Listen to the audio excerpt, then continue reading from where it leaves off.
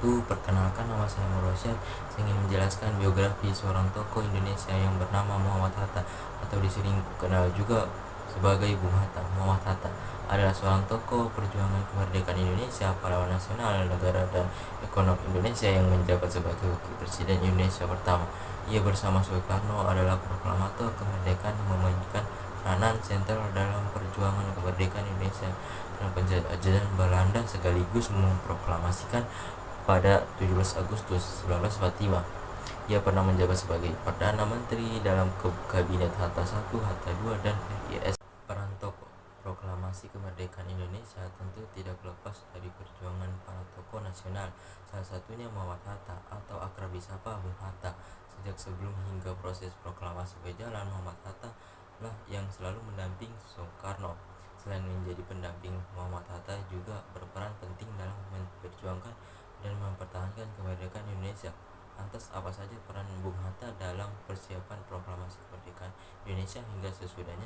Sebelum proklamasi kemerdekaan dilakukan, Muhammad Hatta dan Soekarno sempat diasingkan di Ranggas Dengklok oleh para golongan muda agar terhindar dari pengaruh Jepang. Selama di pengasihan, Bung Hatta dan Soekarno terus didesak untuk segera memproklamasikan kemerdekaan Indonesia.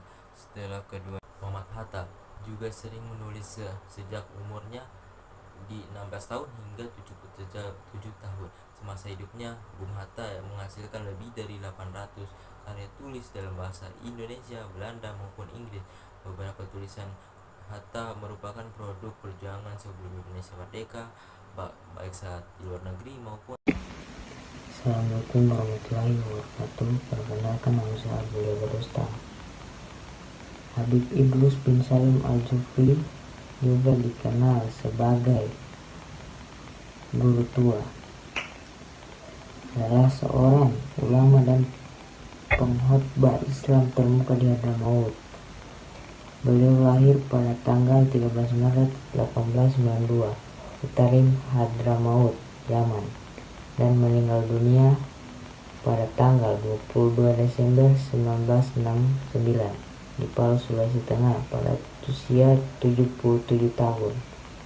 Ia merupakan keturunan Sayyidina Husain bin Fatimah Az-Zahra, putri Nabi Muhammad. Habib Idrus bin Salim Al-Jufri dikenal karena dedikasinya dalam menyebarkan ilmu pengetahuan dan pendidikan di bidang Islam. Ia mendirikan sekolah Islam Al-Arab di Palu, Sulawesi Tengah saat berusia 41 tahun. Pada usia 12 tahun, ia sudah hafal Al-Quran dan mampu menjelaskan 200 ayat hukum Islam. Habib Idrus bin Salim Al-Jufri diangkat sebagai mufti dan kadhi, jabatan keagamaan tertinggi di sebuah kesultanan. Beliau juga merupakan pejuang kemerdekaan Indonesia dan mempunyai peranan penting dalam perjuangan kemerdekaan. Assalamualaikum warahmatullahi wabarakatuh. Assalamualaikum warahmatullahi wabarakatuh. Perkenalkan, nama saya Ersi Ki Hajar Dewantara. Tanggal lahir 2 Mei 1889. Karya-karyanya meliputi tulisan tentang pendidikan, politik, dan budaya. Profil tokoh: penulis, jurnalis, politikus, dan pendukungan kemerdekaan Indonesia dari penjajah Belanda. Pengaruh terutama dalam bidang pendidikan, di mana ia membangun sistem sekolah taman siswa pada tahun 1922 yang memberikan pendidikan bagi orang Indonesia asli. Ia memperjuangkan pendidikan yang dapat diakses oleh semua orang tanpa memandang jenis kelamin, ras, etnis, budaya, agama, status ekonomi, dan sosial. Ia dianggap sebagai bapak pendidikan Indonesia dan pernah menjabat sebagai Menteri Pendidikan Indonesia di bawah pemerintah Presiden Soekarno. Ia Ia juga dikenal sebagai seorang penulis yang produktif dan banyak menulis tentang sebagai topik.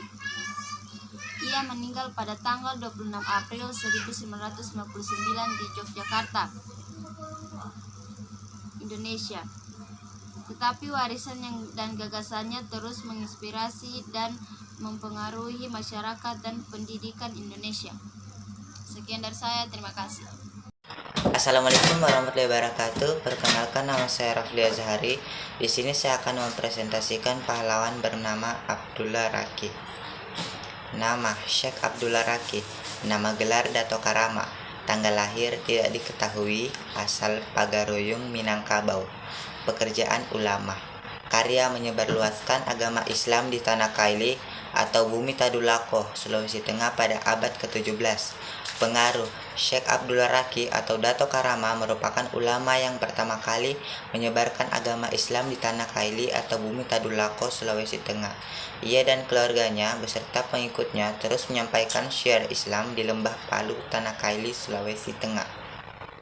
Setelah wafat, jasad Dato Karama dimakamkan di Kampung Lere, Palu, Sulawesi Tengah. Makam Syekh Abdullah Raki atau Dato Karama kemudian hari menjadi kompleks makam Dato Karama. Perannya, Syekh Abdullah Raki atau Dato Karama berperan sebagai penyebar agama Islam di Tanah Kaili atau Bumi Tadulako, Sulawesi Tengah pada abad ke-17.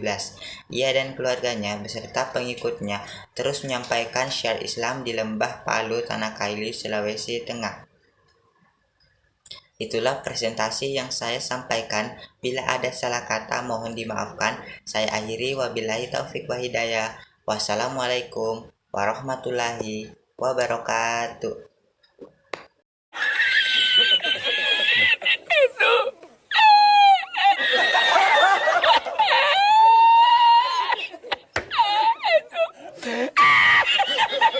Ya, voy solamente para decir.